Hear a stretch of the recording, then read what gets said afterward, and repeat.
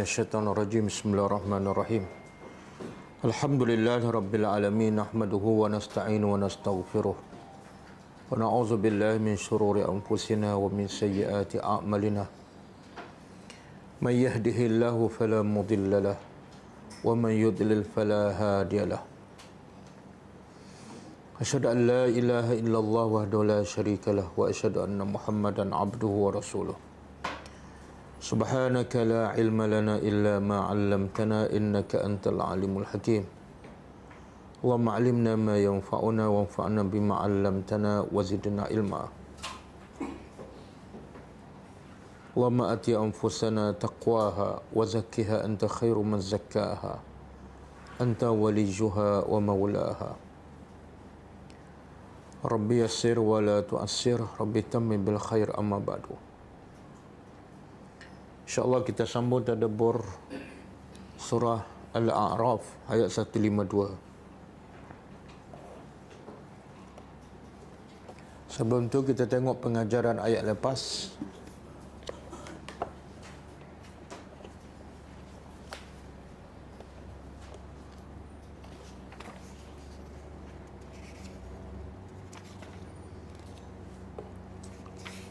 Ayat lepas 150 kan? Ayat 150. A'udzubillahi minasyaitonirrajim. Walamma raja'a Musa ila qaumihi ghadbana asifa qala bi'sa ma khalaftumuni min ba'di a'ajiltum amra rabbikum wa alqa al-alwaha wa akhadha bi ra'si akhihi yajurruhu ilayhi qala ibna umma innal qauma istad'afuni wa kadu yaqtulunani fala tushmit biyal a'da'u wala tushmit biyal a'da'a wala taj'alni ma'al qaumiz zalimin. Maksudnya, dan tatkala telah kembali Musa kepada kaumnya dalam keadaan dia marah dan sedih, lalu dia berkata, seburuk-buruk apa yang kamu lakukan sepeninggalan aku. Adakah kamu gopoh terhadap perintah Allah, perintah Tuhan kamu? Dan Musa mencampakkan papan yang tertulis kitab Taurat dan mengambil kepala saudaranya dan diheret kepadanya. Lalu dia berkata Harun alaihissalam, wahai anak ibuku, sesungguhnya kaum memandang aku adalah orang yang lemah dan mereka hampir membunuhku. Maka janganlah engkau menggembirakan musuh dengan mencela aku, dan jangan engkau menjadikan aku bersama orang-orang yang zalim.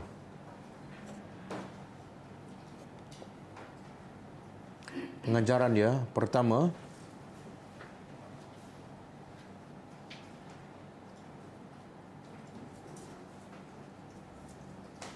setiap orang yang beriman wajib ada perasaan cemburu. Wajib ada perasaan cemburu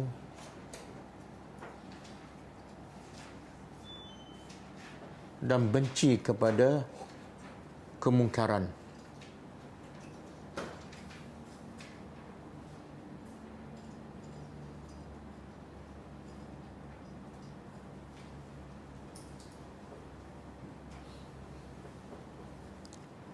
Kerana selemah-lemah iman ialah membenci kemungkaran.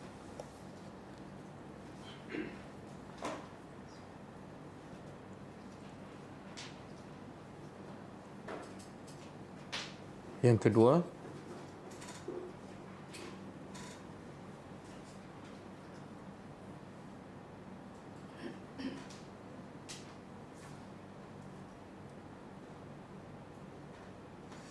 marah adalah sifat yang tercela. Marah adalah sifat yang tercela.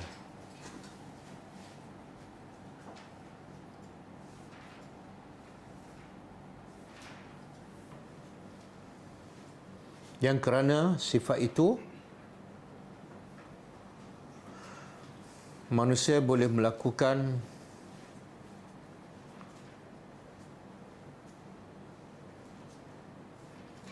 dosa yang di luar jangka,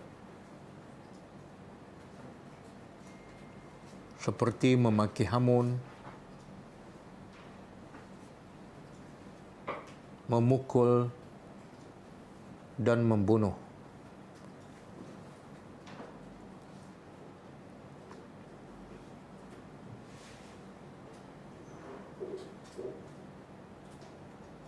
Yang ketiga,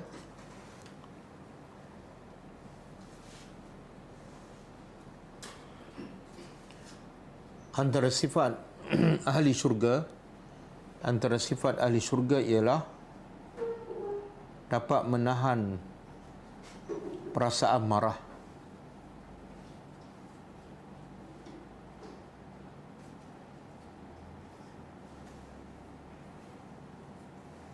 dan suka memaafkan orang lain.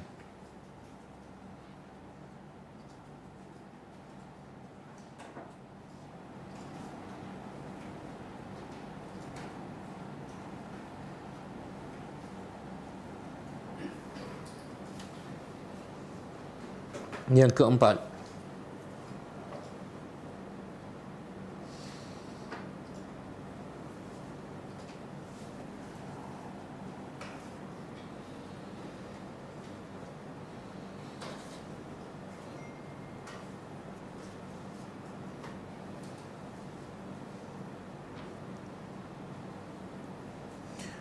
orang yang paling dekat dan paling sayang kepada kita ialah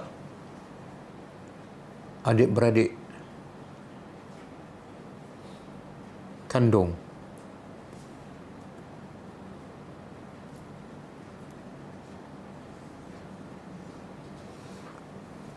Oleh itu, Islam menggalakkan kita mengutamakan berbuat baik kepada keluarga kita yang paling dekat, khususnya adik-beradik.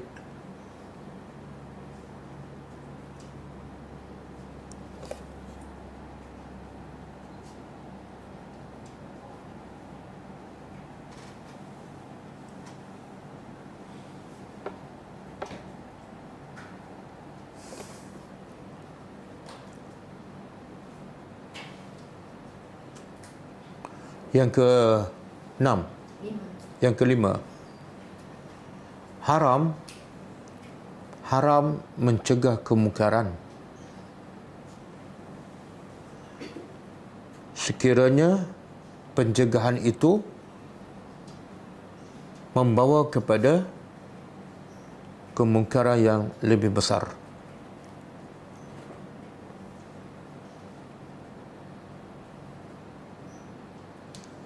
Sebagaimana Nabi Harun AS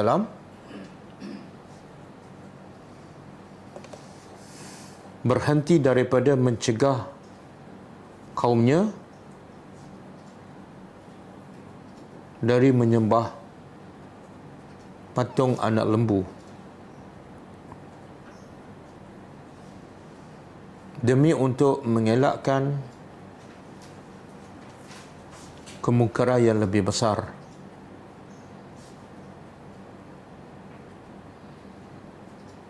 Seperti perpecahan dan pembunuhan.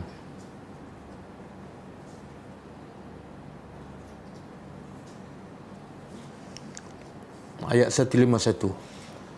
Qala rabbi ighfirli wa li akhi wa adkhilna fi rahmatika wa anta arhamur rahimin. Maksudnya, telah berkata Musa, wahai Tuhan, ampunlah dosaku dan dosa saudaraku dan masukkan kami ke dalam golongan, ke dalam rahmat Engkau, dan Engkau adalah sebaik-baik pemberi rahmat. Pengajarannya pertama,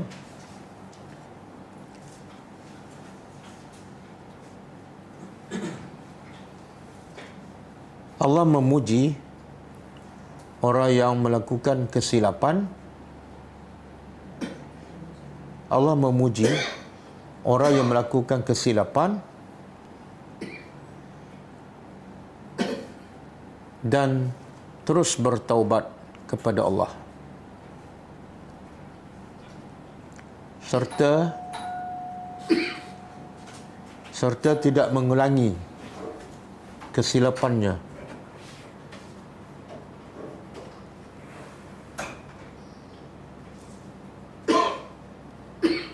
Yang kedua,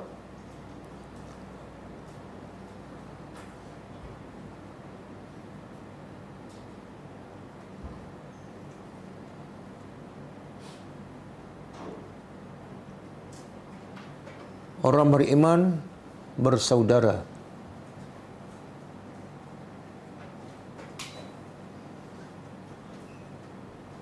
Maka wajib BMW merah tu boleh alihkan tak? Bahaya lah pakai macam tu. Merah sikit. Colour. kereta BMW merah minta dialihkan. Tapi ingat solar tu bahaya.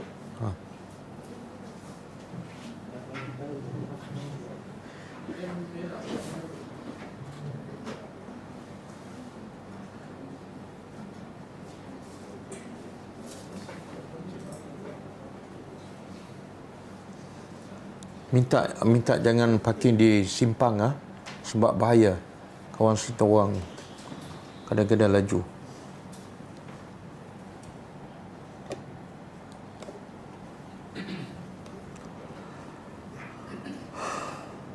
Apa tadi?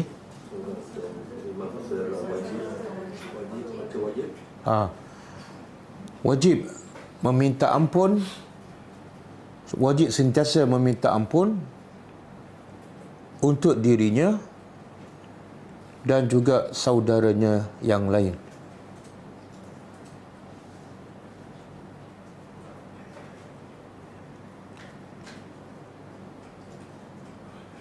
Sebagaimana disebut dalam surah Al-Hasyr,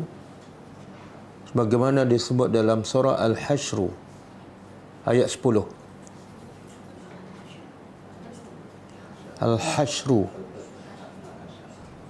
ha shin ra, Al-Hasyr.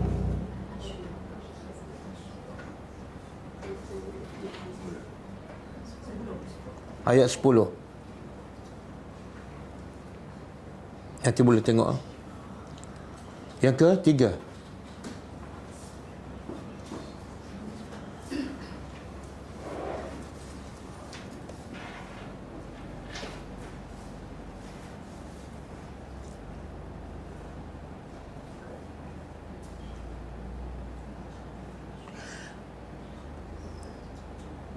rahmat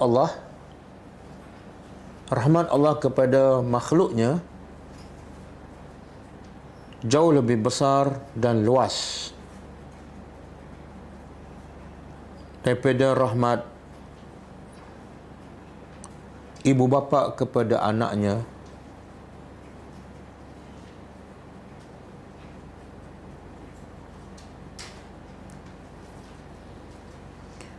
maka carilah rahmat Allah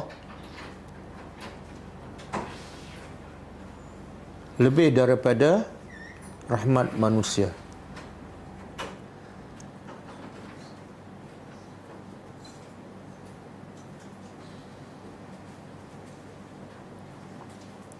Okey, habis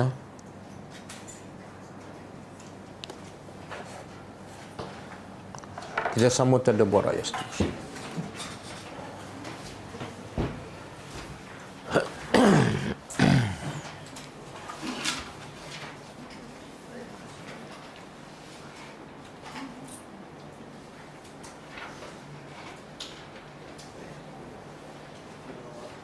Okey, ayat 152 kaitan dengan ayat yang lepas. Cerita yang lepas ialah bagaimana kaum Musa AS mereka telah mengambil patung anak lembu sebagai Tuhan sepeninggalan Nabi Musa AS. Dan bagaimana setelah Musa balik kepada kaumnya, Musa marah dan pertama dia marah kepada abangnya Nabi Harun alaihissalam, mencampakkan alwah Taurat. Dan ayat hari ini Allah nak menceritakan apa hukum mereka yang mengambil patung anak lembu sebagai Tuhan. Balasan kepada mereka yang menyembah selain daripada Allah. A'udzubillahi minasyaitonirrajim. Innal ladzi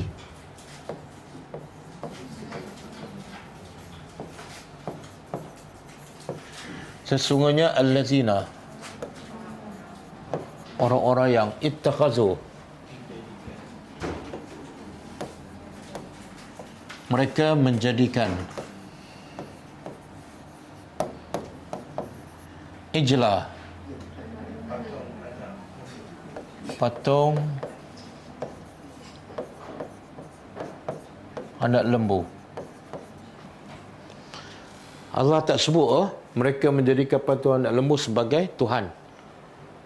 Dan banyak ayat-ayat yang Allah mengatakan mereka menjadikan patung ataupun mereka mengambil patung. Allah tak sebut sebagai Tuhan. Sebab apa? Sebab boleh difahami. Jadi apa saja yang boleh difahami, Quran tak sebut sebagai ringkas. Jadi orang-orang yang mengambil atau menjadikan patung anak lembu sebagai Tuhan, sayanaluhum, apa akibatnya? Yanal daripada fi'il madhi nala. Nala yanalu. Apa makna nala? Akan ditimpa, ataupun makna juga ialah tidak mencapai, akan mencapai.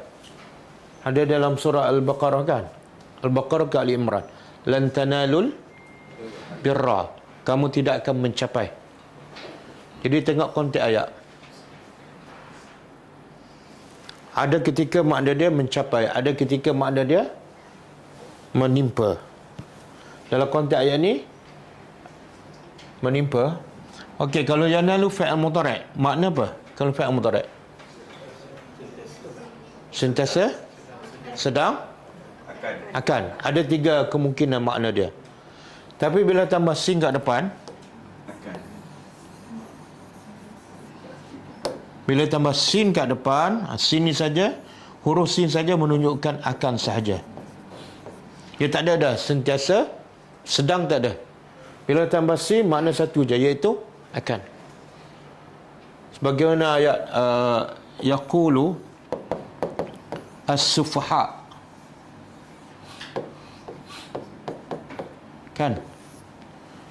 Kalau yaqulu sufaha, sufaha orang-orang bodoh. Yaqul berkata, kita boleh terjemah akan berkata, sedang berkata, sentiasa berkata. Tapi bila saya tambah sin, saya qulu sufaha, apa makna dia? Akan, bukan sentiasa, bukan sedang. Okey, ini pun sama. Allah nak beritahu hukum mereka yang mengambil patung anak lembu, mereka akan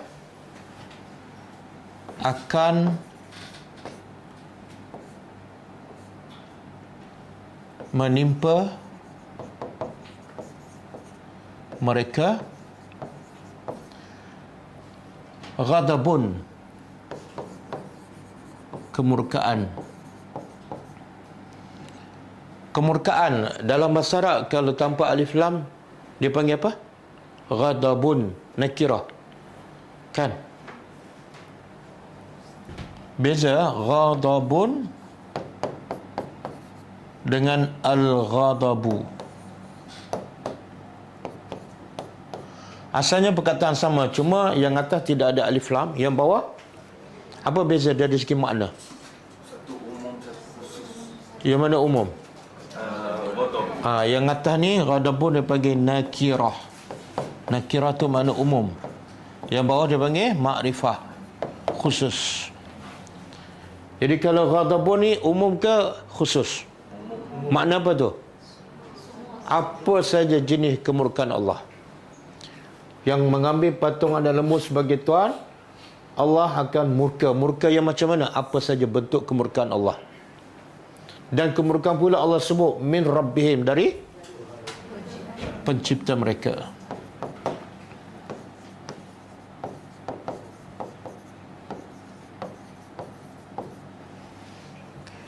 Kalau Allah sebut ghadabun sahaja, kita boleh faham memanglah kemurkaan Allah. Tapi Allah sebut juga min rabbihim. Sebagai apa? Untuk apa Allah sebut min rabbihim? Walaupun kalau tak sebut pun orang faham. Memang kemurkaan Allah bukan kemurkaan manusia. Tadabburnya apa? Allah nak kita yang betul-betul buat salah ni betul-betul terasa betapa besar dan beratnya kemurkaan. Sebab apa? Dia bukan kemurkaan bapa kamu, bukan pemimpin kamu, bukan sultan kamu, tapi kemurkaan Allah yang maha hebat. Berbeza tak raja murka, bapa murka dengan Tuhan murka? Jadi Allah nak kita rasa ni. Tapi sekarang kita lebih takut siapa murka dibanding dengan Tuhan murka. Kadang-kadang kita lebih takut orang murka daripada, betul tak? Kita hari Tuhan murka, okey je, tak ada, dah kalihkan. Tapi kalau siapa murka, raja ke orang ke, kita sangat terasa hati kan. 3 hari 3 malam tak boleh tidur. Jadi Allah nak bagi tahu kemurkaan daripada siapa? Pencipta kamu. Wazillah dan zillah, kehinaan, al-hawanu, kehinaan fi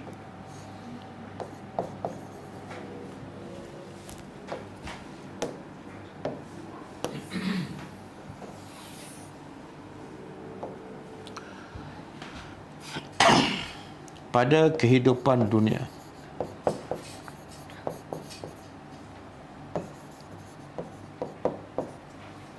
Okey. Sekarang kita nak tahu apa kemurkaan Allah tu, apa bentuk. Dalam ayat ini kita tak tahu apa jenis kemurkaan, apa bentuknya kan. Tapi dihuraikan dalam ayat surah Al-Baqarah ayat 54. Bentuk kemurkaan Allah dihurai dalam surah Al-Baqarah ayat 54.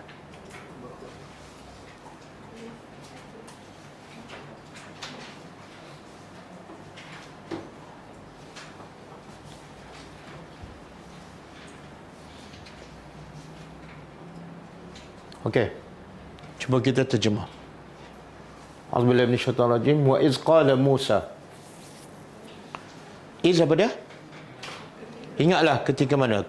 Ingat bila is ada satu lagi perkataan yang tak disebut tapi dalam terjemahan ada, iaitu ingatlah. Allah nak bagi tahu, ingatlah wahai Muhammad, wahai orang-orang yang beriman, ingatlah. Apa dia? Cerita ni. Ketika mana Musa berkata liqaumihi, kepada kaumnya, ya qaumi, wahai kaum aku, innakum, sesungguhnya kamu zalamtum, kamu telah menzalimi anfusakum. Dia perkataan zalim ni biasa kita lah. Bila sebut zalim, kita bayangkan apa? Zalim pada orang, betul? Kita sangat terasa bila orang zalim pada kita. Tapi kita jangan terasa ataupun tak terasa pun kalau kita zalim pada diri sendiri. Betul tak? Contoh orang ambil duit kita tak bayar. Kita terasa tak? 10,000. Tapi kalau kita solat lambat 3 hari 3 malam, terasa tak kita zalim pada diri sendiri? Yang mana lebih besar? Tapi yang mana menyakitkan hati? Jadi Allah kata kamu telah zalim pada diri sendiri. Apa tu? Kezaliman apa tu? Bittikhazikum, dengan kamu ittikhaz, yang tadi fi'il madhi ittakhazu, yang ini masdar, dengan kamu mengambil ijla, patung anak lembu sebagai Tuhan. Jadi zalim Bani Israel kepada diri sendiri ialah sembah selain pada Allah. Jadi kita sendiri boleh tak zalim pada diri sendiri? Ya. Apa saja maksiat kita buat pada Allah, sebenarnya kita telah zalim pada diri sendiri. Lepas tu ada kata seorang sahabat, saya lupa nama dia. Dia kata, aku tak pernah zalim pada orang. Aku tak pernah zalim pada orang. Sebab apa? Bila aku zalim pada orang, sebenarnya aku zalim pada diri sendiri. Bila kita mengumpat orang kan, kita rasa pada muka dia ke pada muka aku? Masa kita mengumpat tu. Pada muka dia kan? Sebenarnya pada muka siapa? Siapa yang dapat dosa? Siapa yang dapat pahala? Jadi pada muka siapa? Berhenti mengumpat. Berhenti mengumpat. Sebab masa kita mengumpat, kita rasa dia memang patut diumpat kan? Kita tak rasa kita patut berhenti sebab aku zalim pada diri sendiri. Okey. Kamu telah zalim pada diri kamu dengan menjadikan patung anak lembu sebagai Tuhan. Kaum dia ni syirik pada Allah. Kaum dia syirik kepada Allah. Tapi walaupun syirik, dosa yang paling besar, Nabi Musa tetap memanggilnya ya qaumi. Apa makna ya qaumi? Kenapa?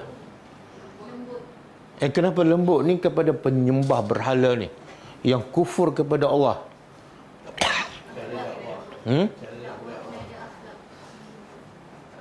Walaupun kepada penyembah berhala. Jadi pengajaran untuk kita apa dia? Kalau yang paling jahat pun kita kena cakap bahasa yang lembut. Kalau sama-sama kita yang beriman, yang sama-sama solat, lagi-lagi kena lembut. Ini sama-sama kita bodoh, bangang, bengap. Tapi bila yang kafir, sahabat macam ni. Jadi kita dah terbalik dah. Dengan musuh kita berlembut, dengan orang Islam kita berkasar. Bahasanya cukup teruk. Okey, wahai kaum aku, maka bila sebab kamu zalim pada diri sendiri, nasihat Nabi Musa sebagai pemimpin, sebagai ketua ialah supaya kaum dia kembali kepada Allah. Fatubu ila bari'ikum. Maka bertaubatlah kamu kepada Bari. Apa makna Bari? Pencipta. Dia ada tak nama Tuhan Al-Bari? Ada? Cuba menyanyi sikit. Ada tak Al-Bari? Kan hafalkan daripada kecil. Ada? Apa beza Al-Bari'u, Al-Khaliqu? Ada satu ayat yang Allah kumpul tiga sekali. Al-Khaliqu, Al-Bari'u, Al-Khaliqu, Al-Musawwir.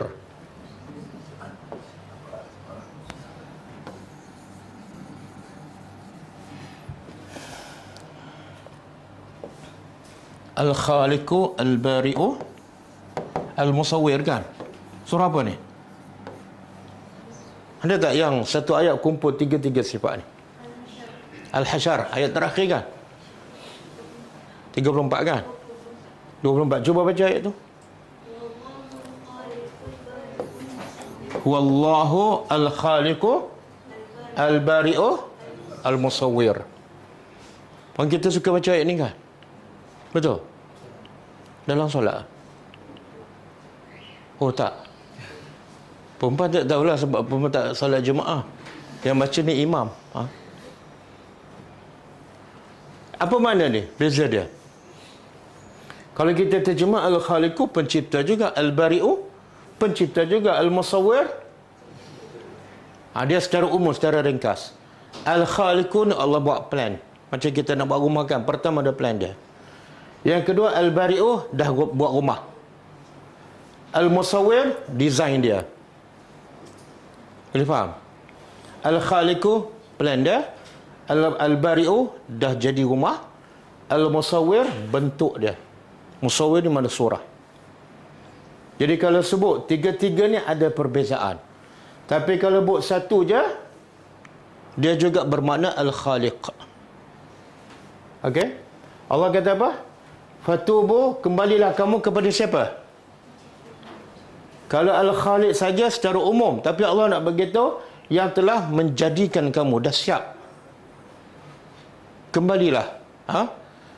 Kenapa Musa beritahu kembali pada Tuhan? bertaubat kembali pada pencipta kamu. Kenapa? Sebab kamu dah terlalu bodoh dah. Yang cipta kamu Allah, tapi yang kamu sembah siapa? Yang langsung tak buat apa-apa. Patung anak lembu ada buat apa-apa? Di sini juga menunjukkan kebodohan Bani Israel. Bodohnya Bani Israel, Tuhan yang betul-betul hebat cipta dia, dia tak sembah. Tiba-tiba dia buat patung anak lembu, yang dia buat, yang dia cipta, dia sembah. Bodoh tak? Bodoh. Okey, kemudian bertaubat. Macam mana cara bertaubat? Faqtulu. Bunuh. Ini ghadabun.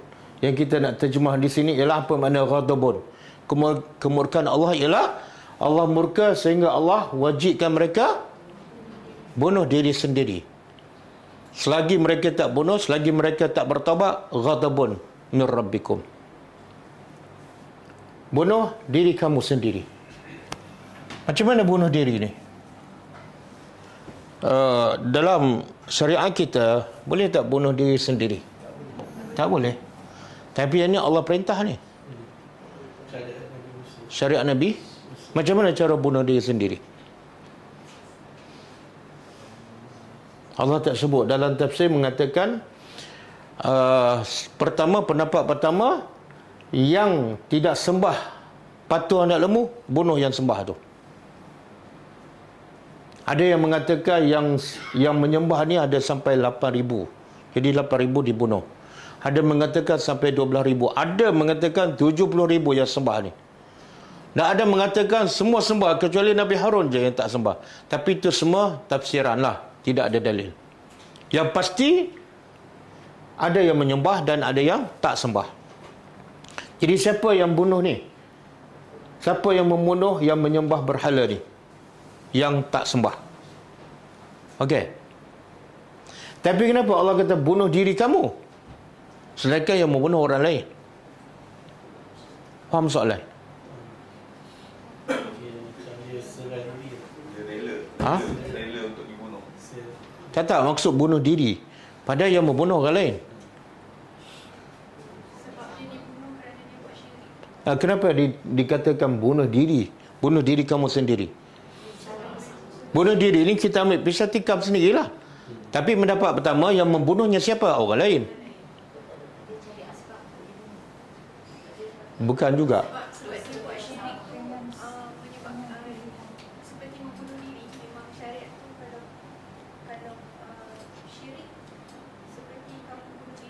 Okey, pendapat pertama, bunuh diri kamu ni, walaupun A bunuh B, tapi A dengan B sebenar saudara. Dan bila saudara ni macam, kan Nabi kata orang beriman ni macam satu jasad. Tangan sakit, satu badan terasa sakit. Jadi bila bunuh saudara, macam kita bunuh diri sendiri. Sebab tu mengumpatkan, kita mengumpat saudara kita, sebenarnya kita mengumpat diri kita sendiri. Yang kedua, sebab kedua tadi, kalau kita mengumpat orang, orang pun akan mengumpat kita. Betul? Jadi seolah kita mengundang orang untuk mengumpat kita dengan cara kita mengumpat orang. Jadi seolah kita pun mengumpat diri sendiri. Kenapa kamu dibunuh oleh orang lain? Sebab kamu membuat sesuatu yang menyebabkan kamu tahu akibatnya kamu akan dibunuh. Seolah kamu membunuh diri sendiri. Okey. Itu pendapat pertama. Pendapat kedua, yang menyembah patung anak lembu bunuh diri sendiri betul-betul.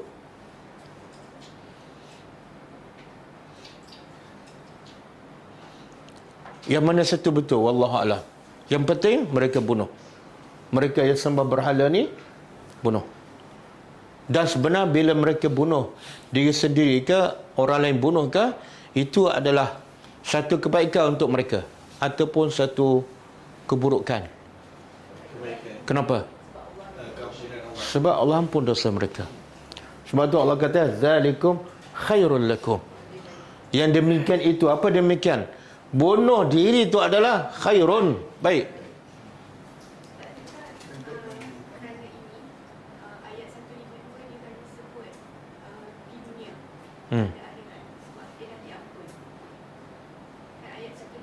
Aha.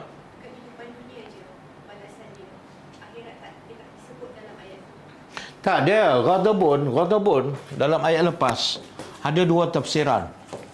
Ghadabun satu fid dunia, yang kedua fil akhirah. Ada dua tafsiran. Yang bunuh diri sendiri ni ghadabun Allah di mana? Di dunia. Ghadabun di akhirat ialah kepada siapa yang tak bertaubat. Allah akan murka sampai ke akhirat. Bila mereka dah bertaubat, kenapa Allah nak murka lagi? Kan? Okey, Allah kata zalikum khairul lakum. Ada juga tafsir mengatakan bila yang nak bunuh tu, dia tengok ini sepupu aku, ini pakcik aku, tak sampai hati. Jadi dalam tafsir mengatakan Allah menjadikan awan gelap, betul-betul gelap walaupun siang hari. Supaya apa? Mereka tak tahu siapa yang mereka bunuh. Sebab selagi nampak, mereka tak boleh nak laksanakan perintah. Mungkin yang sembah berhala tu bapak dia, mungkin isteri dia. Jadi Allah jadikan gelap supaya mereka tak perasan siapa yang dia bunuh. Itu juga adalah rahmat Allah, supaya mereka melaksanakan perintah Allah. Di sini kita rasa betapa beruntungnya kita menjadi umat Nabi Muhammad sallallahu alaihi wasallam. Untung tak? Kalau kita umat Nabi Muhammad nak bertaubat walaupun dosa syirik sekalipun, hanya dengan apa? Bertaubat dengan apa? Astagfirullah. Betul tak? Astagfirullah. Yang bunuh 100 orang, apa dia buat? Kalau ikut syariat Nabi Musa, dia kena bunuh kan? Tak. Dia membunuh orang 100 orang, tapi taubatnya hanya berpindah dari satu tempat dan bertaubat tengah jalan. Diterima. Tak, tapi macam lagi senang lagi. Dah bunuh habis dah habis cerita. Dan confirm masih sudah. Dia senang tu lepas bunuh, sementara nak bunuh tu. Kan? Cuba bayangkan kalau syariat Nabi Muhammad ialah bila bertaubat kena bunuh. Agak-agak ada berapa orang tinggal umat Nabi Muhammad? Berapa orang tinggal? Ustaz pun tak ada. Ustaz yang banyak mengutuk orang. Allah kata apa? Zalikum khairul lakum. Subhanallah. Walaupun namanya bunuh, tapi Allah kata apa? Khairun, lebih baik daripada kamu. Mana lebih baik daripada apa? Daripada kamu hidup. Daripada kamu hidup duduk dalam dosa, lebih baik kamu mati bertaubat kepada Allah. Sebab apa? Bila mati kamu akan ke mana? Surga. Taubat kamu diterima oleh Allah. Yang tu yang susah tu. Sebab tu ramai manusia walaupun taubat untuk umat Nabi Muhammad mudah je, tapi tak bertaubat juga. Betul tak? Kalau taubat ni bunuh tak tahulah, lagi tak taubat. Ini istighfar je pun tak bertaubat juga. Sampai ke tua, sampai ke mati. Degilnya manusia. Zalikum khairul lakum, itu lebih baik bagi kamu inda bari'ikum, di sisi pencipta kamu. Fataba alaikum, lalu Allah terima taubat ke atas kau. Ini mahal ni. Allah terima taubat. Kita kadang-kadang bertaubat belum tentu Allah terima kan? Tapi yang ni yang betul-betul bunuh ni, Allah dah terima taubatnya. Ada riwayat mengatakan bila Musa perintahkan mereka bertaubat dan bunuh diri, dah ramai dah mati, Nabi Musa pun angkat tangan pada Allah, wahai Tuhan, kalau semua bunuh diri, habislah, tak adalah umatku, tak adalah kaum aku. Maka Allah kata, okey, cukup setakat ni. Jadi yang dah ramai mati itu mati syahid, yang tak sempat bunuh, Allah terima taubatnya. Tapi yang mana lebih beruntung? Ya dah mati. Sebab apa? Confirm masuk syurga. Kita sedap cakap kan, tapi kita pilih yang mana? Kita pilih yang mana? Bunuh diri ke jalan selamat? Tapi tak selamat, jalan selamat. Sebab tu ada wanita zaman Nabi yang berzina kan. Dia tahu dosa zina tu besar. Maka dia mengadu pada Rasulullah, ya Rasulullah, aku telah berzina. Nabi buat tak tahu je. Sebab bunyi pelik lah orang berzina tapi mengaku, bunyi pelik. Kemudian dia tahu masa tu hukumnya apa? Rejam sampai mati. Rejam sampai mati, bukan separuh mati. Tapi dia kata, Nabi tanya kamu, betul tak kamu ni? Kamu waras tak? Ya. Okey, sekarang kamu sedang mengandungkan. Balik dulu dan susukan anak. Kalau dia balik dan tak datang, Nabi tak akan cari. Itu hukum Islam. Kalau dia lari, jangan cari. Tapi lepas dia bersalin, dia datang lagi. Punyalah yakin pada balasan Allah di akhirat. Dia tak takut pada rejam sampai mati, tapi dia takut pada azab akhirat lagi dahsyat. Yang ni rejam sampai mati, tapi dalam akhirat bakal sampai tak mati. Betul? Bakal sampai tak mati.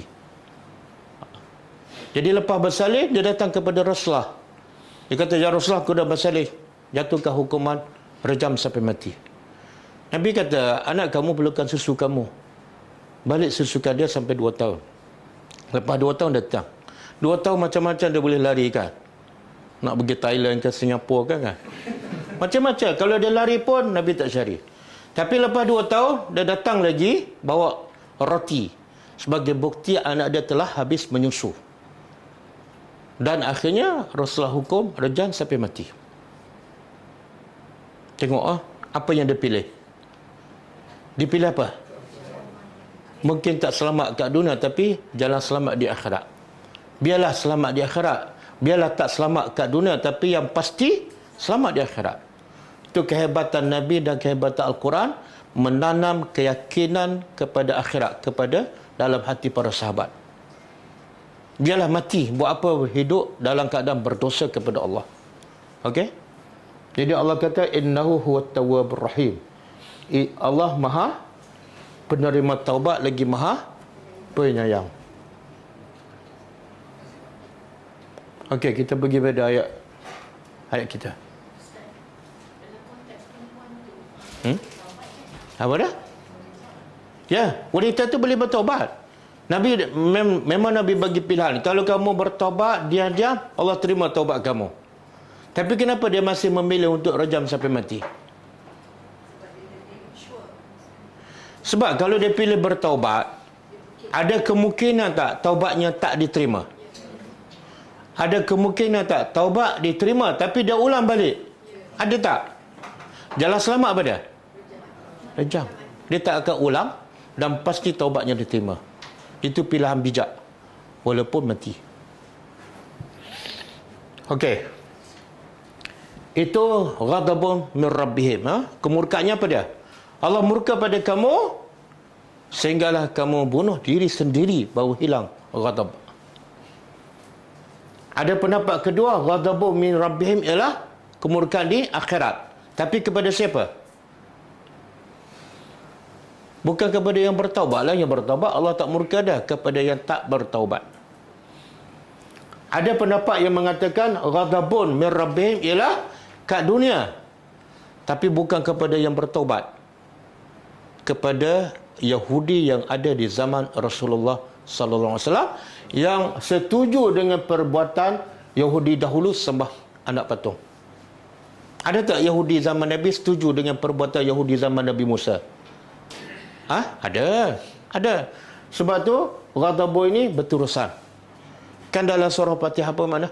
Surah Fatihah, salah satu yang ghairil maghdubi alaihim,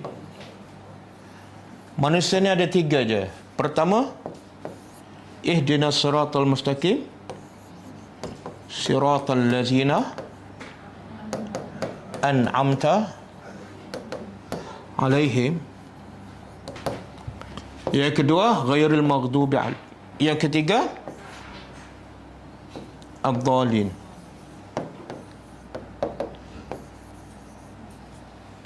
Yang kedua, al-maghdubi alaihim.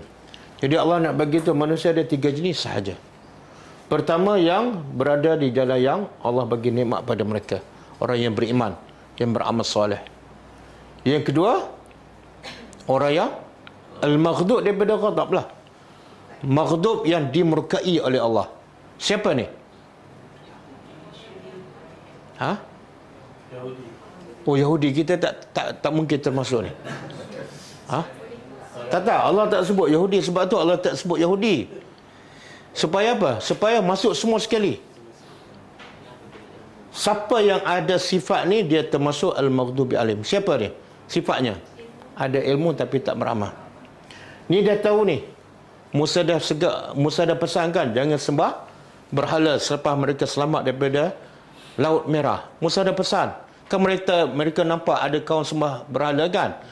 Dia kata, wahai Musa, boleh tak jadikan kami berhala macam mereka tu? Musa kata, jangan sembah. Kalau kamu sembah, kamu akan binasa. Musa dah pesan. Dia dah tahu, tapi sembah juga al-maghdubi alaihim. Yang ketiga, ad-dhalin. Siapa ad-dhalin? Yang tak ada ilmu. Tak ada ilmu, tak nak bertanya, tak nak belajar. Sesat jalan. Jadi 3 je manusia. Tidak ada yang keempat. 3 jenis je. Sama ada dia terima Islam, jadi orang beriman, ataupun dia tahu tapi sombong, al-maghdub, ataupun dia jahil, tak nak belajar. Okey. Itu ghadab. Zillah. Apa makna zillah? Zillah ialah kehinaan.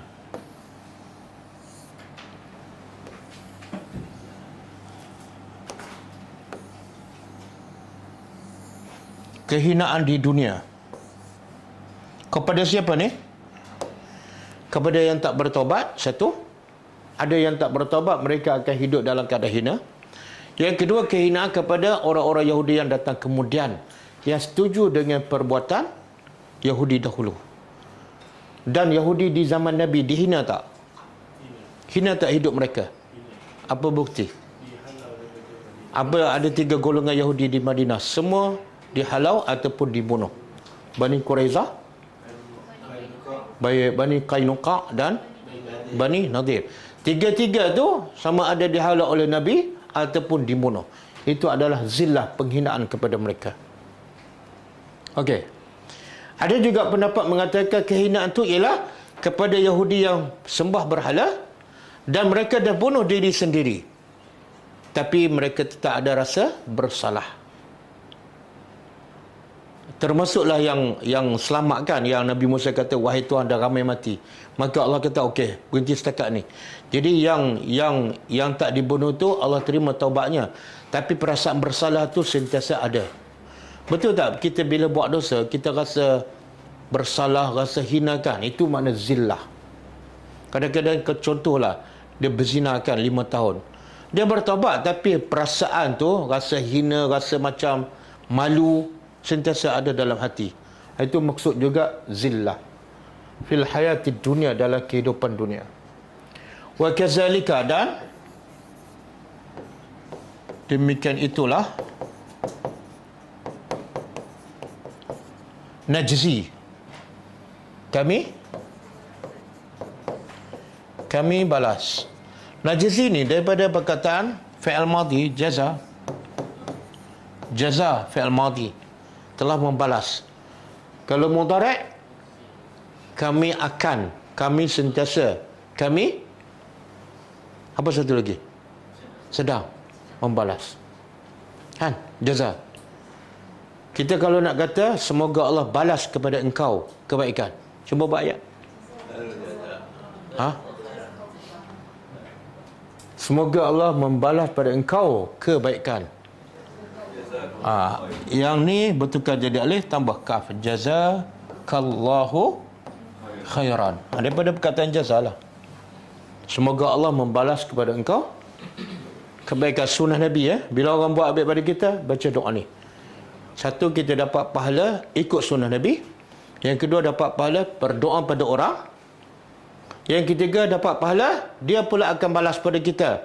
Wa anta fajazakallahu khairan. Tengok, kalau kita amal sunnah Nabi, dapat 3 kebaikan. 3 in 1. Okey. Kami akan balas muftarin, orang-orang yang apa dia muftari? Dia lebih tepat orang-orang yang mereka pembohongan.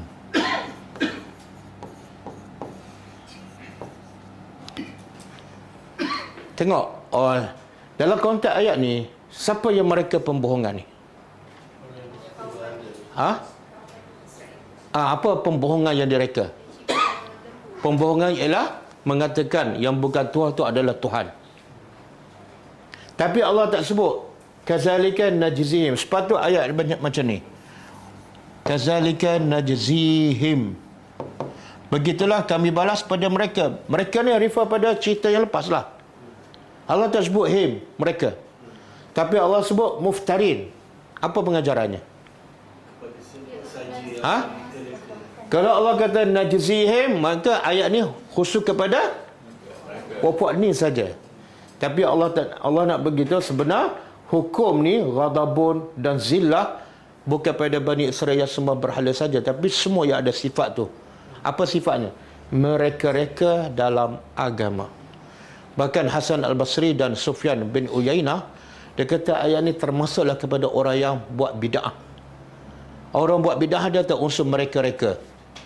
Ada tak unsur mendusta? Ya, mendustakan yang bukan daripada agama. Kata Hasan Al-Basri, termasuklah orang yang buat bid'ah ni. Sebab dia mereka-reka dalam agama. Okey? Boleh?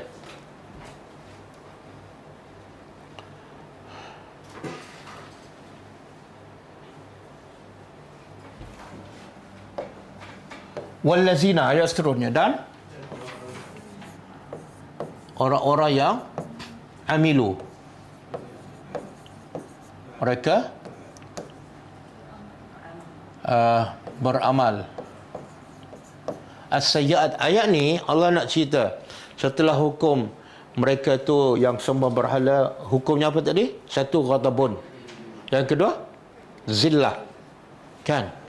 Okey, ayat 153 Allah nak terangkan, walaupun Allah murka pada mereka, Allah timpakan kehinaan, tapi masih ada tak peluang untuk mereka bertaubat? Ada. Allah kata, dan orang-orang yang mereka beramal sayyi'at. Sayyi'at ni apa dia? Kejahatan ataupun dosa-dosa umum. Allah tak sebut khusus sembah patung berhala. Bila sebut sayyi'at, termasuk apa saja jenis dosa, besar ke kecil ke, syirik ke tidak syirik ke, termasuk semua. Semua. Kemudian tabu. Taba dalam bahasa Arab, taba makna dia raja'ah. Raja'ah. Apa makna raja'ah? Kembali. Jadi taba tu sebenar kembali. Daripada dia berjauh daripada Allah, buat maksiat, dia bertaubat, mana dia kembali kepada Allah dengan melaksanakan perintah Allah. Jadi kemudian tabu, mereka bertaubat. Kalau terjemah bertaubat, tak terjemahlah je bahasa Melayu. Terjemah yang tepatnya apa dia? Mereka kembalilah. Kembali. Okey, kembali min ba'diha, dari sesudahnya. Sesudah apa ni? Sesudah apa ni? Sesudah buat kejahatan. Dan kalau kita belajar bahasa Arab, Allah guna apa ni? Summa. Apa benda summa? Kemudian. Kalau saya buat ayat macam ni, Ja'a Zaidun fa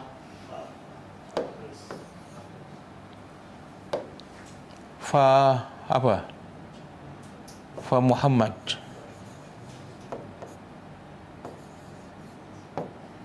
Satu lagi ayat, Ja'a Zaidun summa Muhammad. Okey. Ja'a, apa makna dia? Zaidun fa Muhammad. Fa. Bukan kepada. Terjemahan tepat lalu. Telah datang Zaid, lalu Muhammad. Apa maksud? Siapa datang dulu? Zaid dulu. Lepas tu? Tapi antara kedatangan Zaid dengan Muhammad, jarak jauh tak? Dekat je. Mungkin lepas 5 minit, Muhammad pun sampai. Ini makna fa. Oh, padan terus.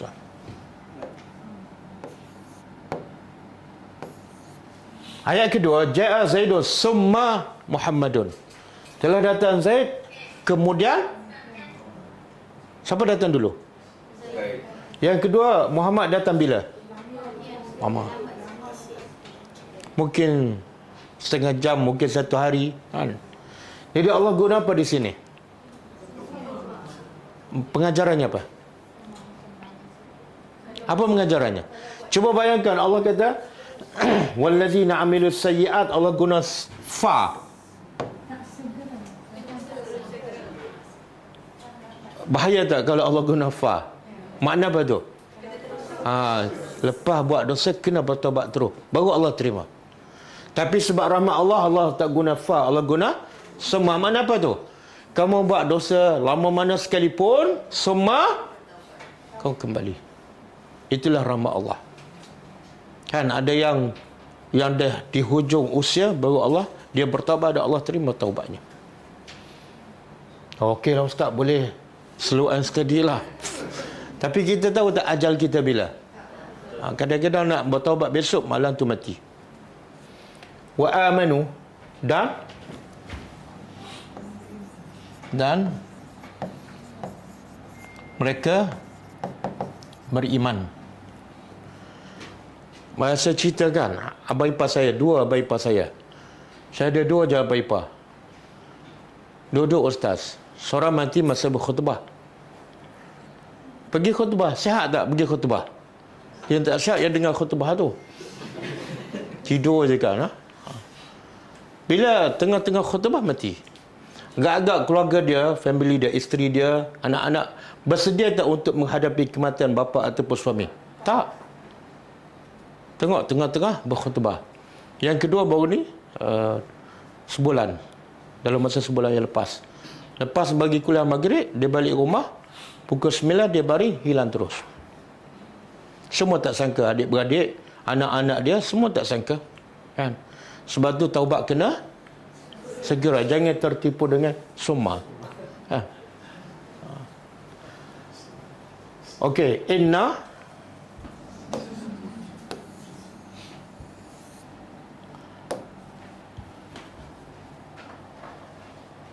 sesungguhnya min ada tertinggal ni.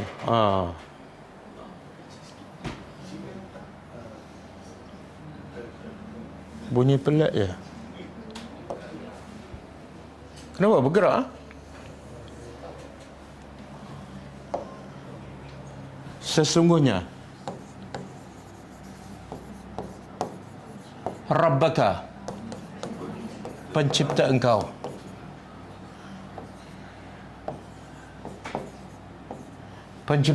min ba'diha, dari selepasnya, la ghafur, lam. Tengok Allah guna berapa huruf taukid. Huruf taukid ni huruf penegasan. Berapa dalam ayat ni? Inna rabbaka min ba'diha la ghafurur rahim. Satu inna. Yang kedua lam. Bila dua huruf penegasan menunjukkan ayat ni apa? Sangat besar dan penting. Apa dia yang penting tu? Iaitu Allah nak bagi tu, Allah tu pasti sangat maha pengampun dan sangat maha penyayang. Mana ayat ni Allah nak dorongkan hamba dia bertaubatlah. Jangan fikir dosa banyak mana, lama mana, jangan fikir. Sebab apa? Inna rabbaka min ba'diha, selepas dosa kamu sangat-sangat pengampun lagi maha penyayang. Cuba buka surah Az-Zumar.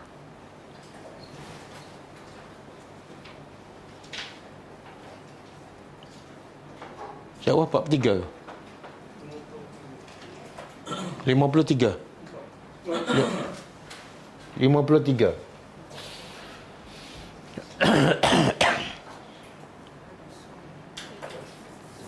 Okey. Qul, katalah, ya ibadi, wahai, Allah perintah pada siapa ni? Tak, Allah perintah pada siapa? Qul. Nabi Muhammad. Bila sebut qul tu, Allah pertama perintah pada Nabi. Jadi kalau perintah pada Nabi, makna apa? Nabi wajib tak sampai pada kita? Itu kalau ada qul kat depan. Kalau ayat tak ada qul, Nabi wajib tak juga sampai kepada kita?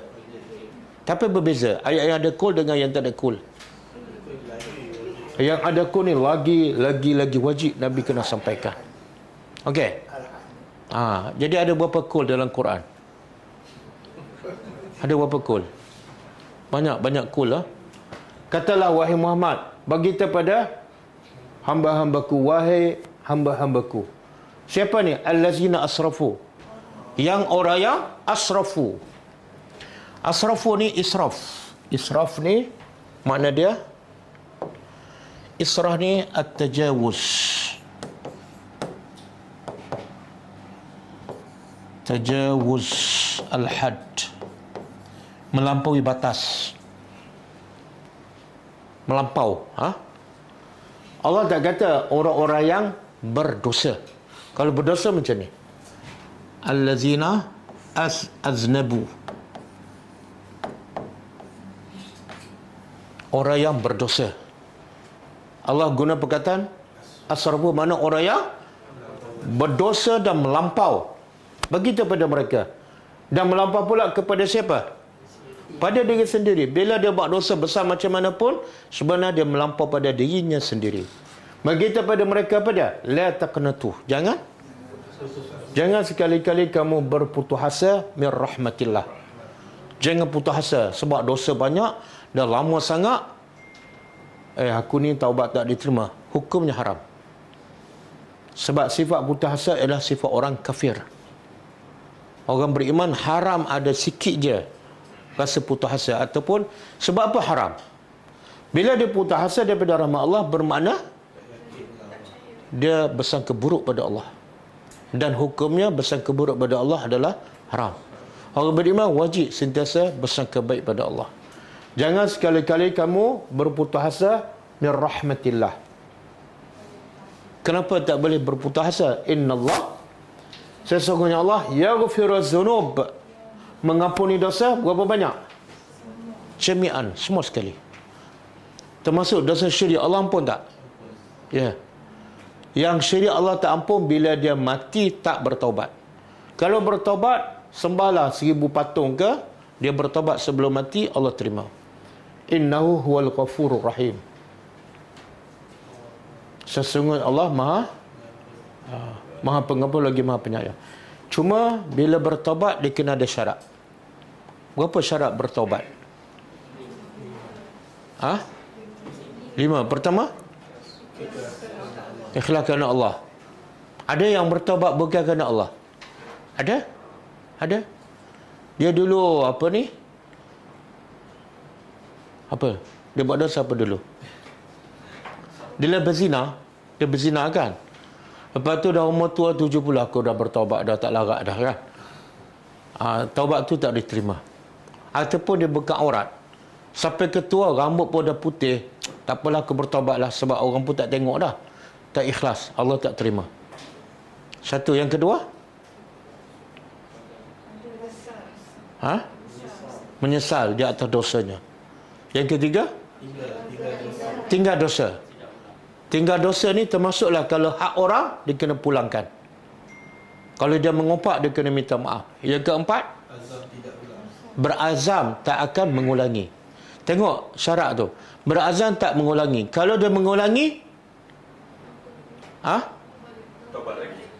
sebab tu syarat dia bukan tak mengulangi. Beza tak syarat tak mengulangi dengan berazam tak mengulangi. Kalau syarat dia tak mengulangi, apa makna? Selagi dah ulang, taubat tak diterima. Dia berazam, dah usaha, dah bertaubat. Lepas 3-4 bulan, dia buat lagi. Itu kira dosa baru. Macam mengumpat, kena jumpa yang dia mengumpat dulu. Minta maaf. Yang kelima? Waktu yang diterima. Waktu taubat mestilah waktu taubat yang diterima sebelum nyawa sampai ke halkum ataupun sebelum matahari terbit sebelah. Itu kita tak sempat tu. Okey. Ustaz, tapi tadi Ustaz cakap kalau masa yang terlambat yang pakai tudung dan orang tak nak tengok dia minta ampun, itu pun tak diterima. Tak, dia bertaubat kerana Allah, diterimalah.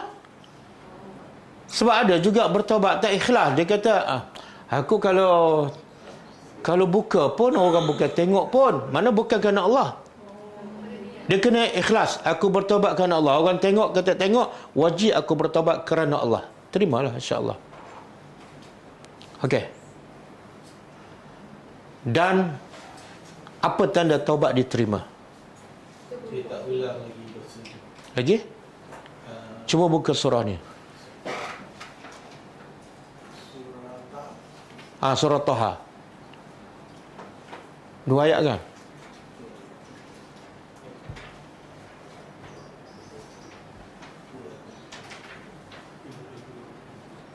(52) dan 53. 81.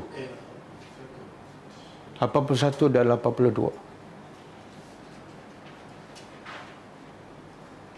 Okey.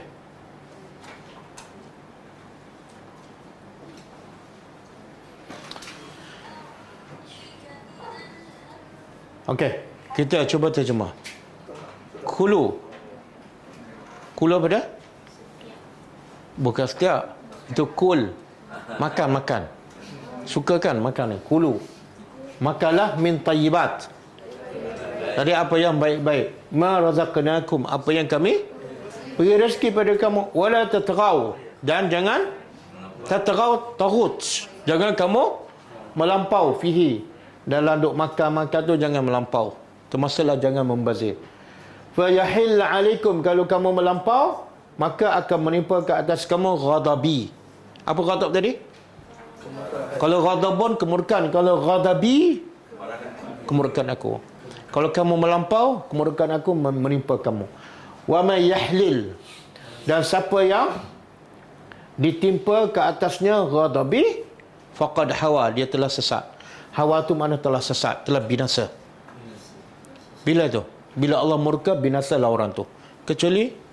Kecuali ayat seterusnya memberi motivasi pada orang yang melampau ni.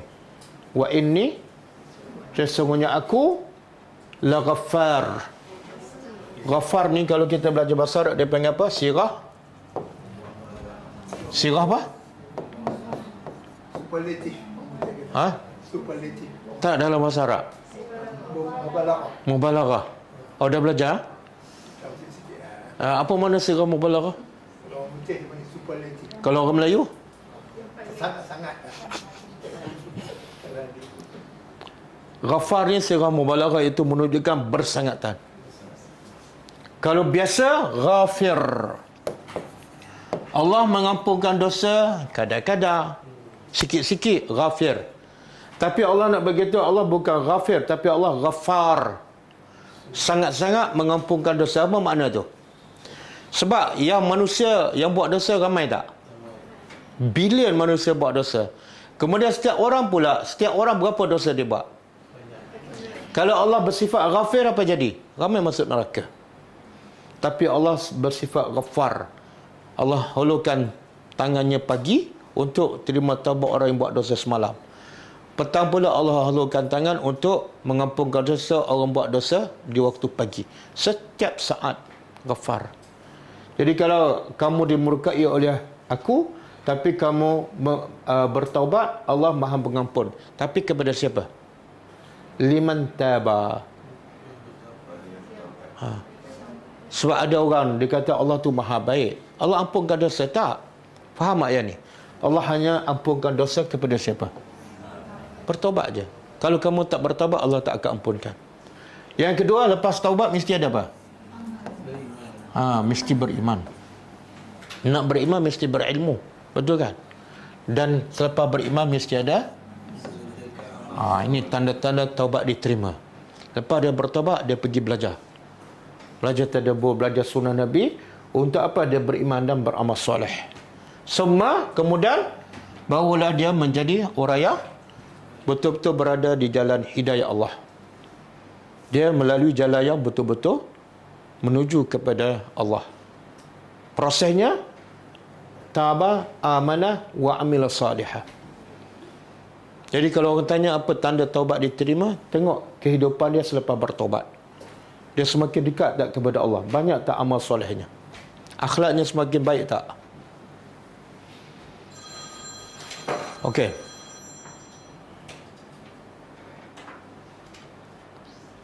Dah. Cuba tunjuk hadis.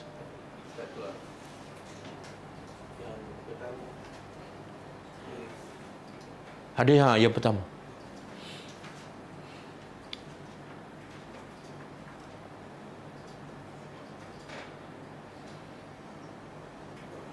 Kita tengok rahmat Allah dalam hadis ni. An Anas bin Malik radhiyallahu anhu. Daripada Anas bin Malik radhiyallahu anhu, telah berkata, sami'tu. Apa makna sami'tu? Tak. Aku mendengar. Aku mendengar Rasulullah sallallahu alaihi wasallam yaqul, berkata. Dia berkata, qala Allah. Bila Nabi bersabda, kemudian qala Allah, mana hadis apa ni? Hadis kursi. Allah berfirman, Allah tabaraka wa ta'ala berfirman, ya bani Adam, wahai siapa anak Adam? Kita semua. Innaka sesungguhnya engkau ma da'autani, selama mana engkau berdoa kepada aku, wa rajautani, dan engkau mengharapkan kepada aku, ghafartu laka, aku akan ampunkan dosa. Selama mana engkau berdoa minta ampun dan engkau mengharapkan pada aku akan ampunkan laka kepada engkau, ala ma kana fika, apa yang engkau berada padanya, wala ubali, dan aku tak peduli pun. Apa makna aku tak peduli? Aku tak peduli dosa kamu banyak mana, lama aku tak kisah pun. Boleh faham? Kemudian Allah bagi contoh. Dosa banyak mana tu yang Allah ampunkan? Ya bani Adam, wahai anak Adam, lau balagat, jikalau balagat ni apa dia? Sampai. Zunubuka, kalau sampai dosa-dosa engkau, ananas sama, ana ni awan. Dosa engkau ni penuh daripada bumi sampai ke awan. Banyak tak dosa tu? Banyak. Semua mungkin dah 10 tahun ke, istaghfartani. Kemudian engkau minta ampun pada aku, ghafartu laka, aku akan ampunkan, wala ubali, aku tak kisah pun dosa engkau memenuhi langit. Kemudian, ya bani Adam, wahai anak Adam, innaka, sesungguhnya engkau, okey ke? Ada? Okey. Sesungguhnya engkau, lau ataitani, jikalau engkau mendatangi aku, biqarabil ardi, qurab ni ma yamla'u al-ard, apa yang memenuhi bumi. Kalau engkau datang kepada aku dengan dosa seluas bumi, tak ada apa? Seluas langit. Langit dengan bumi, mana besar? Langit. Khataya, dosa-dosa sebesar bumi, semua laqitani, kemudian engkau datang kepada aku. Syarat datang tu makna bertaubatlah. Syarat apa dah? La tusyrik bi syai'a, jangan engkau syirik. Sebab dosa syirik aku tak akan ampunkan kalau kamu mati dalam keadaan syirik. La ataituka, nescaya aku datang pada engkau, biqurabiha maghfirah, dengan keampunan juga sebesar bumi. Subhanallah. Kalau kamu dosa sebesar bumi, aku pun akan ampunkan keampunan sebesar bumi juga. Bukan separuh, bukan 1/3. Boleh faham? Kita susahkan. Orang buat dosa 10, kita maafkan berapa? Tengok dulu, dosa kecil ke besar kan? 10,000 ke 5,000? Pilih dulu. Allah tak ada pilih. La ubali, aku tak kisah pun. Itu pun masih ramai yang tak nak bertaubat. Sebab apa? Kenapa tak nak bertaubat? Kenapa masih nak duduk dalam dosa, dalam keburukan Allah? Kenapa? Sebab dia tak kenal Allah. Allah ni bukan setakat mengampunkan. Sebab tu dalam ayat Quran banyak kita jumpa kan.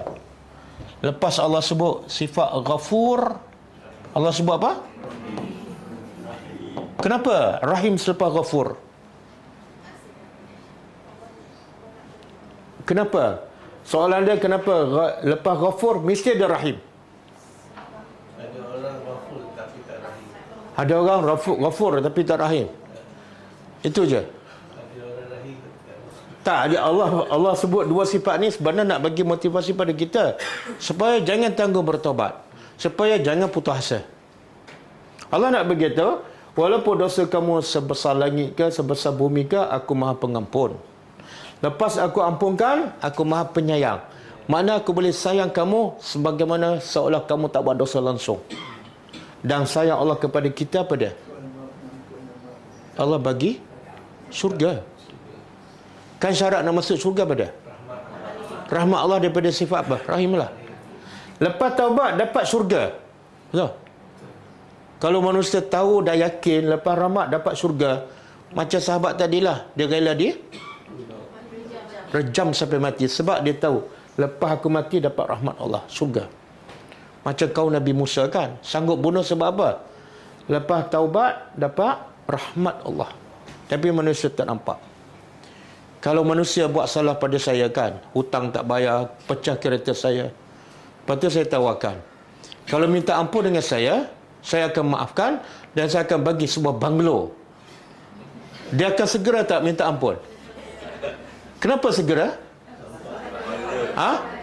Tapi saya nak bagi banglo mungkin sementara aja, tapi Allah nak bagi apa? Kenapa ya Allah tak segera yang saya segera? Sebab dia tak kenal Tuhan. Dia tak kenal Allah, tak kenal sifat Allah. Okey. Habis Ustaz nak tanya, Ustaz. Ustaz nak tanya, Ustaz. Ya. Macam mana kita nak hubungkan tadi yang ayat yang Allah ampunkan semua sekali jami'an kan? Tapi tadi yang tadi tu macam hadis tu yang la tusyrik bi syai'an. Jangan. Tak, maksud ada satu ayat, innallaha yaghfiru az-dzunuba jami'a. Innallaha la yaghfiru an yushraka bihi syai'a wa yaghfiru ma duna zalik.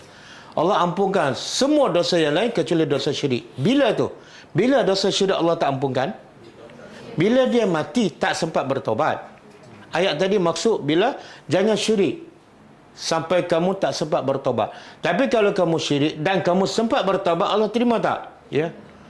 Boleh kata semua, hampir semua para sahabat Nabi syirik tak? Kebanyakan mereka penyembah berhala, tapi Allah terima taubat dan mereka menjadi khaira ummatin. Okey. Ini terjemah asli ya. Pasti Allah Maha Pengampun lagi Maha Penyayang.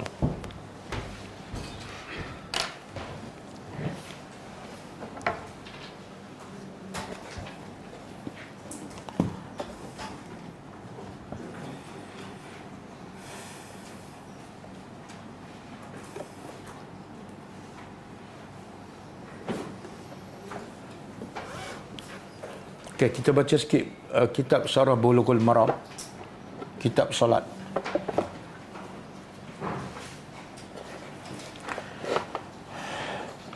Siapa ada buku? Saya tak ingat, rasanya muka surat 142.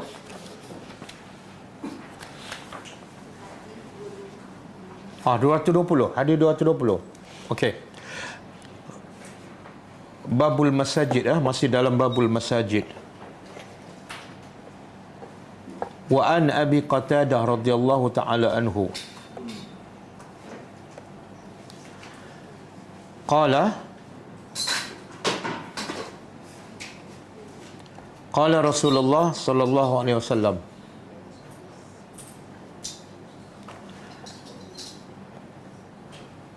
Iza dakhala ahadukum al-masjida fala yajlis hatta yusalliya raka'ataini.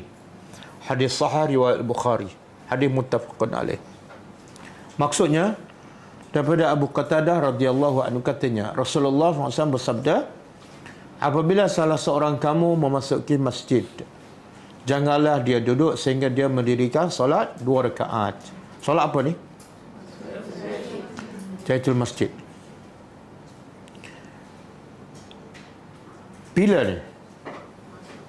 Bila dia masuk masjid dan belum azan.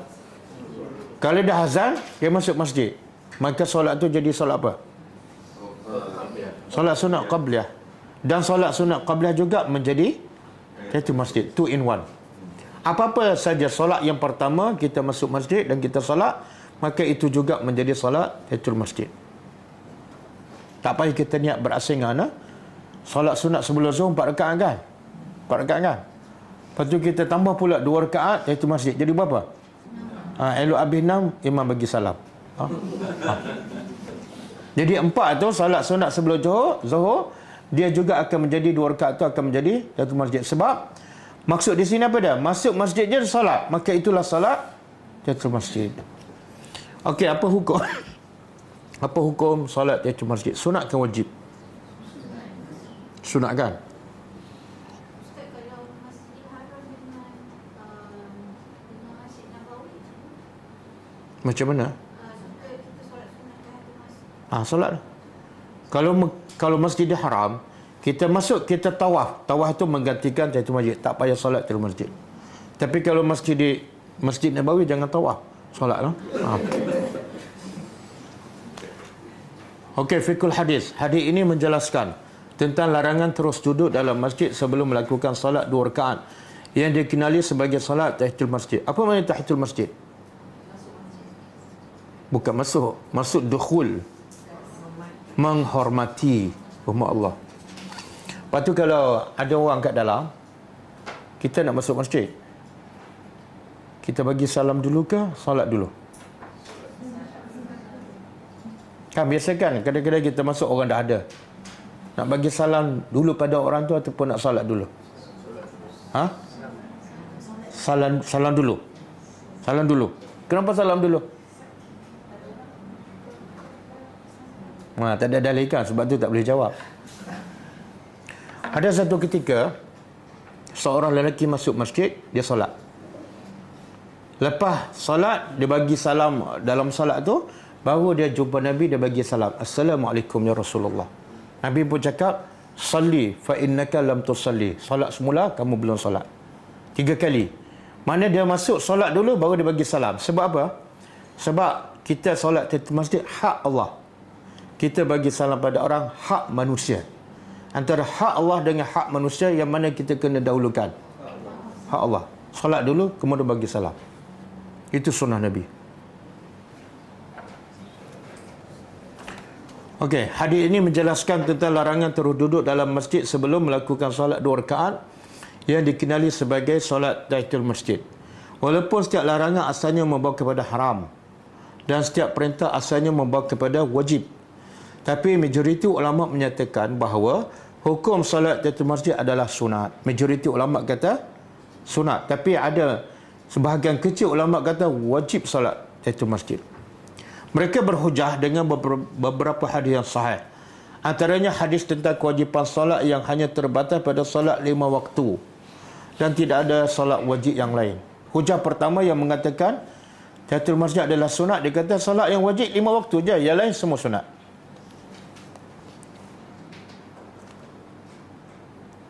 Rasulullah SAW juga pernah memasuki masjid dan terus berkhutbah. Nabi kalau hari Jumaat, Nabi keluar rumah, terus naik mimbar dan baca khutbah. Nabi tak solat. Maka itu juga menunjukkan bahawa hukum solat tahiyatul masjid adalah sunat. Sebahagian kecil ulama pula berpendapat ia adalah wajib. Hal ini disebabkan Rasulullah SAW melarang duduk sebelum melakukan solat 2 rakaat. Berdasarkan hadis kita baca. Yang mengatakan wajib, Nabi kata, bila seseorang kamu masuk masjid, jangan duduk. Bila sebut jangan duduk, menunjukkan haram duduk. Kecuali kerana solat. Dan ada satu peristiwa seorang lelaki masuk, duduk. Nabi tengah berkhutbah. Nabi pun tanya, tengah berkhutbah ni, as-sallaita raka'ataini, kamu dah salat tak 2 rakaat? Belum. Nabi kata, kum, bangun dan salat. Itu hadis sahih. Menunjukkan apa? Pendapat yang mengatakan wajib itu menunjukkan wajib. Sebab tu Nabi suruh bangun. Tapi pendapat majoriti mengatakan sunat. Cuma kalau berkhutbah, tengah berkhutbah kita solat, ringkas. Jangan pula Al-Fatihah baca surah Al-Baqarah.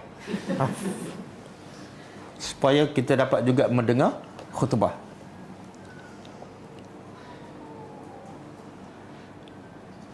Selain hadis ini, mereka juga berhujah dengan hadis sahih riwayat Bukhari yang menyatakan bahawa Nabi SAW pernah memerintahkan seorang sahabat yang memasuki masjid dan terus duduk tanpa solat, agar lelaki itu solat terlebih dahulu ketika baginda sedang berkhutbah.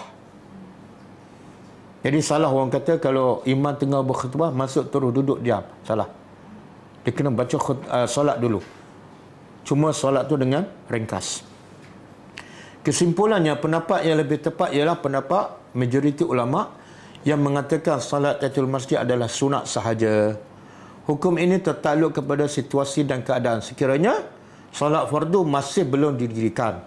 Kalau orang dah qomat nak solat fardu, kita baru masuk, nak solat di masjid tak? Tak. Tapi ada satu mazhab dia solat. Mazhab apa? Mazhab Hanafi. Kalau biasa tengok orang Pakistan, orang Bangladesh, orang dah qomat, dia baru masuk, dia akan solat sampai habis 2 rakaat. Sebenarnya bercanggah dengan satu hadis Nabi kata, "Iza uqimatis salah fala salata illa al-maktubah." Bila salat telah didirikan, salat fardu, tidak ada lagi salat sunat.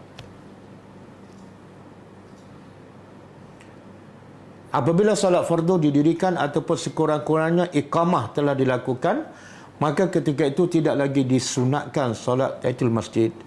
Begitu juga kalau seseorang memasuki selain pada masjid seperti musalla, surau dan sebagainya, maka tidak disunatkan solat tahiyatul masjid.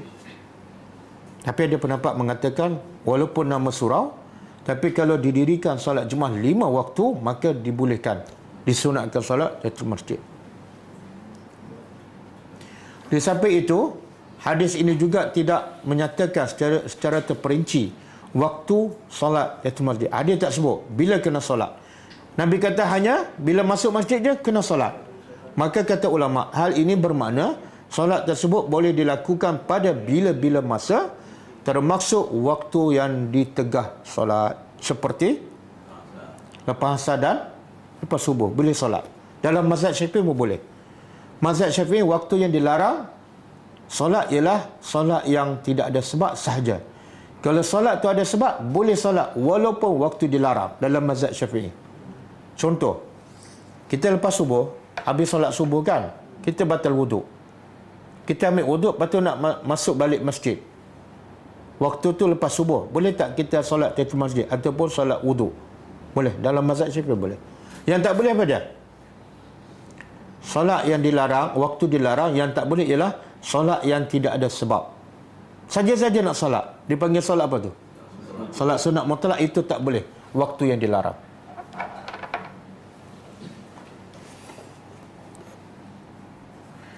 Hal ini bermakna solat tersebut boleh dilakukan pada bila-bila masa, termasuklah waktu yang ditegah solat, sekaligus menunjukkan kemuliaan dan ketinggian masjid sebagai tempat ibadat yang wajib dihormati sepanjang masa. Pengajaran hadis pertama, wajib menghormati dan memuliakan masjid sebagai rumah Allah Subhanahu wa taala. Yang kedua, disunatkan solat 2 rakaat sebelum duduk dalam masjid sebagai penghormatan ataupun tahiyatul masjid. Yang ketiga, solat tahiyatul masjid boleh dilakukan pada bila-bila masa, termasuk waktu yang dilarang solat. Yang keempat, tidak disunatkan solat tahiyatul masjid di surau, musalla dan seumpamanya. Cuma ada orang Melayu, saya pun tak jumpa dalil, dia kata kalau orang tengah mengajar, kita jangan solat, masuk masjid jangan solat, cuma ganti dengan zikir. Pernah dengar tak? Subhanallah, apa zikir tu?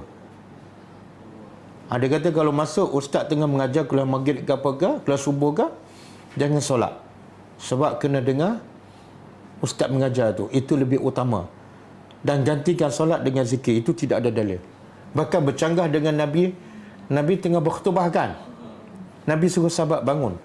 Antara dengar khutbah dengan dengar kuliah maghrib, yang mana lebih wajib? Pun Nabi suruh bangun. Jadi kena solat juga walaupun kuliah maghrib. Cuma lain kali datang, jangan datang lewat. Okey, habis lah.